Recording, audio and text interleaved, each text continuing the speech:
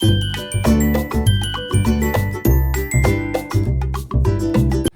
Friends, তোমরা সবাই কেমন আছো? আজকে আমি লঙ্কা চিড়ে কালো জিরা ফোড়ন দিয়ে আলুর তরকারি করব। চলো,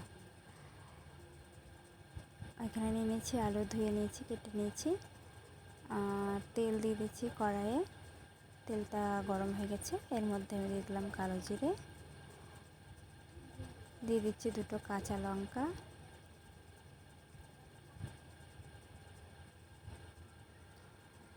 এই আলুর তরকারিটা রুটি বা পরোটার সাথে খেতে খুবই ভালো লাগে।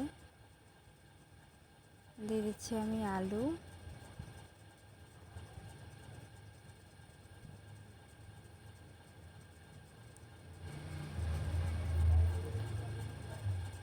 আলুগুলো আমি ভেজে নেব। এবার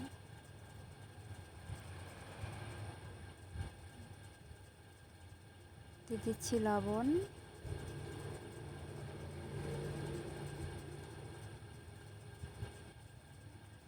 দিয়ে দিচ্ছি এর মধ্যে অল্প হলুদ।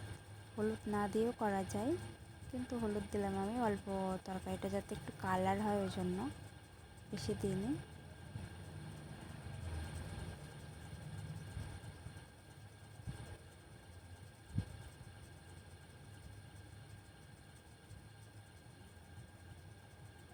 দেখো তো ভাজা হয়ে গেছে, এর মধ্যে আমি জল দিয়ে দিচ্ছি।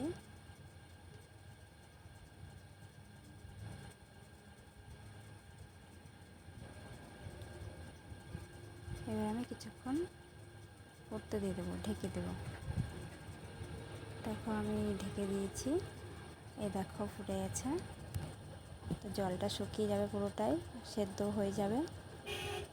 দেখো জলটা প্রায় শুকিয়ে গেছে, আমি এর মধ্যে দিয়ে দিলাম একটু চিনি।